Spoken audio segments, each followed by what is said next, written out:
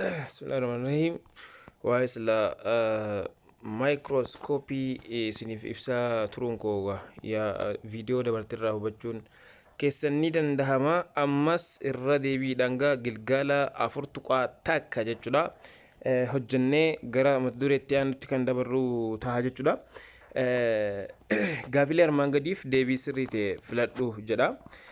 Kanneen gaafin takkaffaadhaa maal jedhaa kanneen armaan gadii keessaa isa kamtu fakkeenya maayikirooskooppii salphaatii jedha. Isa kamtu fakkeenya maayikirooskooppii salphaati. Akkana yeroo jennu akkuma viidiyoo dabarte keessatti isiniif ibse maayikirooskooppiin bakka gurguddaa lamatti qoodamuu isaa jechuudha. Maayikirooskooppii salphaa fi maayikirooskooppii koompaawundiiti. Maayikirooskooppii lameen kana keessaa maayikirooskooppiin salphaan abbaa leensii takkaa ta'uu leensii tokko qofa qabaachuu akkasuma leensiin harkaafaan fakkeenya maayikirooskooppii salphaa ta'uu kana barannee turre. Maayikirooskooppiin koompaawundii immoo leensii lama qaba kana jechuudha. So mee filannoo yoo dubbisnu maayikirooskooppii koompaawundii ilaaltuu tokko jedha. Maayikirooskooppii koompaawundii jechuun jira dogoggora bakka kanatti. Maayikirooskooppii koompaawundii jechuu osoo hin taane wanni inni jechuu qabu maayikirooskooppii salphaa ilaaltuu tokko jechuu qaba. Bakka kana koompaawundii jechuun qabu. Baan maayikirooskooppii koompaawundii ilaaltuu lamaa jedha kunis dogoggora inninis. Caan leensii harkaa jedha. Leensii harkaati jechuun fakkeenya isaati. Leensii harkaati jechuun fakkeenya isaati. Kanaaf caan ni ta'a. Daan immoo deebiin qabu jedha. Zaansariisii deebisaansaa leensii harkaati jechuudha. Leensiin harkaa fakkeenya maayikirooskooppii salphaati jechaadha. Maaliif maayikirooskooppii salphaa jechuun isawwan harkatti baadhannee deemnuun jechuudha. Iddattuu harka baadhannee deemnaanii fakkeenya leensii tokko qaba. Kanaaf leensiin harkaa kan harka keenya yaanuun jechuudha. Bakkaa bakkatti kan deemnuun maayikirooskooppii salphaadha. Maayikirooskooppii koompaawundii jechuun kan bakka takka taa'u jechuudha. Kan islaayidii gubbaarra wajjin waltajjii bakka jaamtu gubbaarratti eddatoo laaluudhaa deemnu san keenyee bakkuma takka taa'uudhaan jechuudha itti fayyadamnuudha kan ta'e waan ta'eef garaagarummaa akkasiitu qaba. Gaafiin lammaffaadha.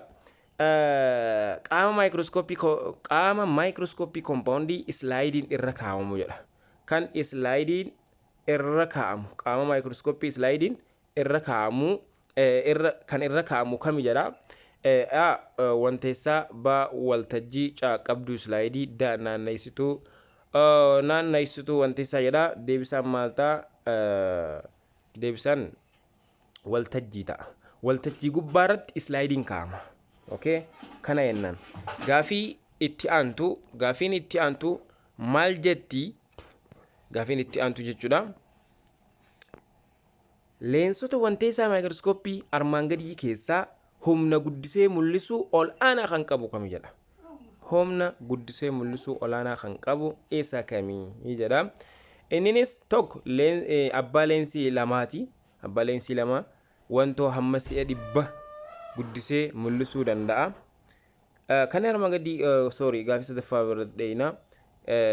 Gaafii sadaffaa jechuudha. Maal jechuun jira? Leensota wanteessaa maayikirooskooppii armaan gadii keessaa humna guddisee mul'isuu ol aanaa kan qabu. Humna guddisee mul'isuu ol aanaa kan qabu eenyu jedha. Humna guddisee mul'isuu ol aanaa kan qabu eenyu yookiin isa kamii?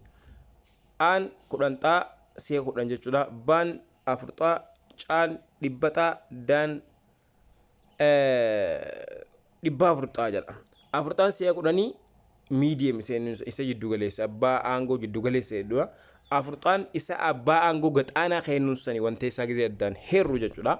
100 abbaa aangoo olaanaa jedhama. So kanaafuu deebisaan maal ta'a jechuudha?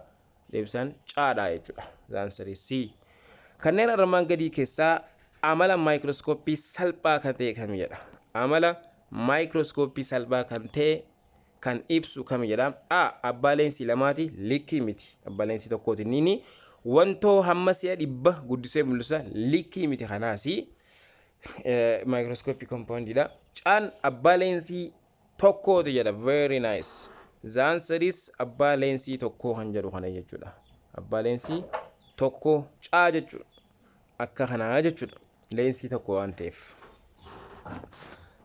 Gaafiin itti aantu gaafilee armaan gadiif deebii gabaabaa kenni jedha. Deebisii ibsa gabaabaa jechuudha. Gaafiin takkaffaa maayikirooskooppii maali? Faayidaan isaa hoo jedha.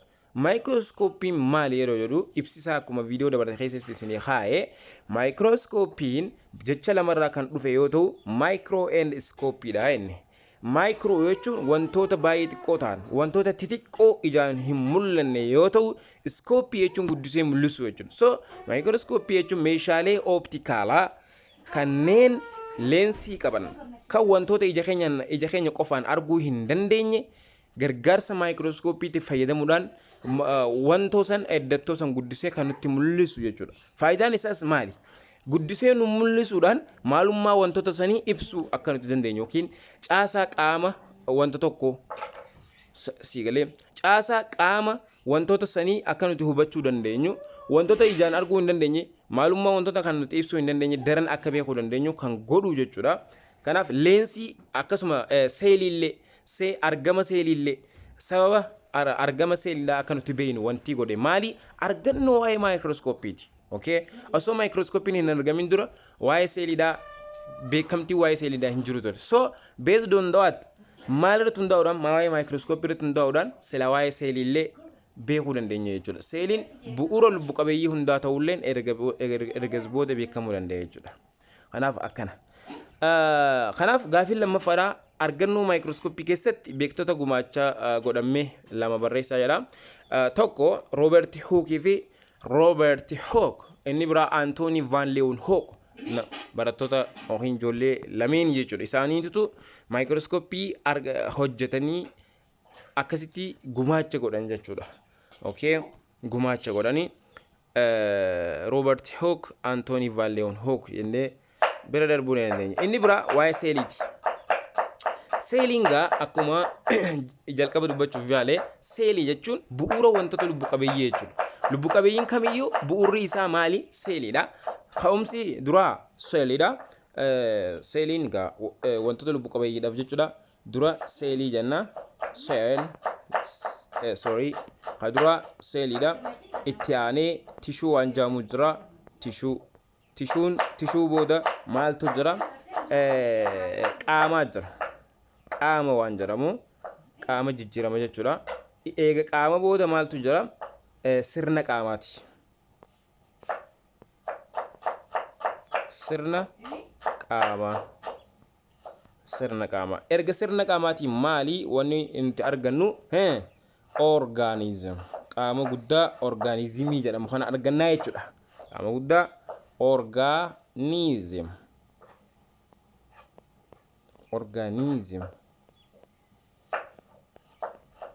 Orgaanizimii jechuudha. So ka'umsi wantoota lubbu qabeeyyii akkana kun olaal. Seeliidha. Seelii irraa gara tishuutti, tishuu irraa gara qaamaatti, qaamarraa gara sirna qaamaatti, sirna qaamarraa gara orgaanizimii. Orgaanizimii jechuun wantoota lubbu qabeeyyii baay'ee xixiqqoo ta'an kaasee hanga orgaanizimoota guddoo kan akka qurxummii weeliitti kan jiran seelii irraa ijaaraman jechuudha. Bu'uurri isaanii maali? Seeliidha jennaan. Kanaaf seeliin bu'uura wantoota lubbu qabeeyyiiti jennaan. Seeliin maal akka ta'e gabaabsi ibsi jedha. Seeliin bu'uura caasaalee fi dalagaalee lubbu qabeeyyiitiin liqidha. Caasaalee garaagaraatiif caasaalee akkasuma dalagaalee lubbu qabeeyyii adda addaatiif seeliin ka'umsa.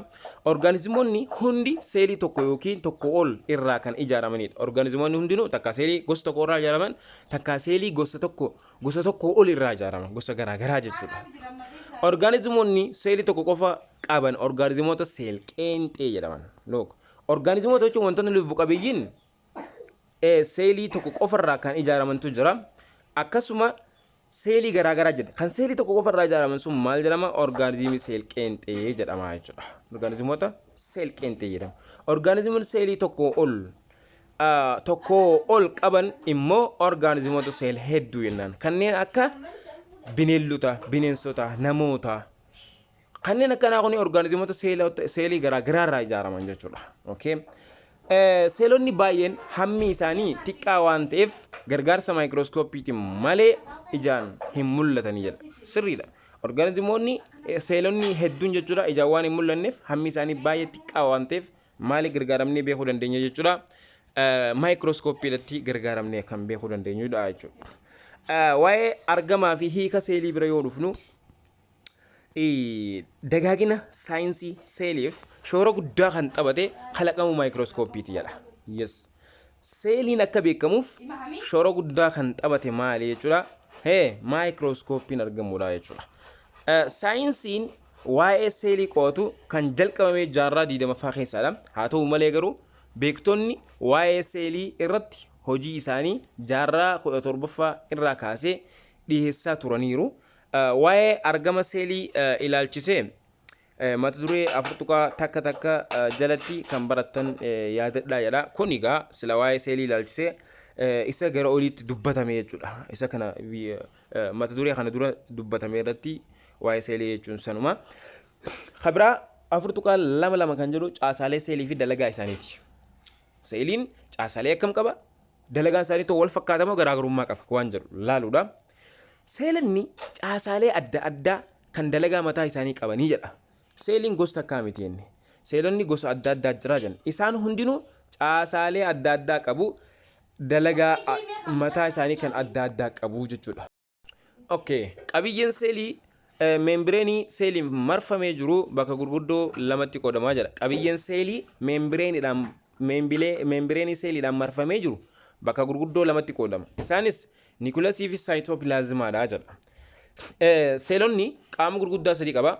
Meembireenii seelii, Niikulasii fi saayitoopilaazmaa qaba. Orgaanizimoonni seel hedduu kamiyyuu kana qaba jechuudha. Orgaanizimoonni seel hedduun hundinuu maal qabani? Orgaanizimoonni hundi jechuudha.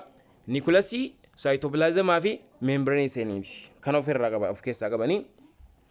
Caasaalee xixiqqoo saayitoopilaazmii seelii keessatti argaman orgaaneelota kan jedhamutu jiru. Orgaanizimoota xixiqqoo caasaalee xixiqqoo saayitoopilaazmii keessatti argaman orgaaneelota kan jedhamantu jira jedha. Orgaaneelonni caasaalee dalagaa mataa isaanii raawwatu. Isaanis orgaaneelota kan saayitoopilaazmii keessatti argaman suni maal jedhama?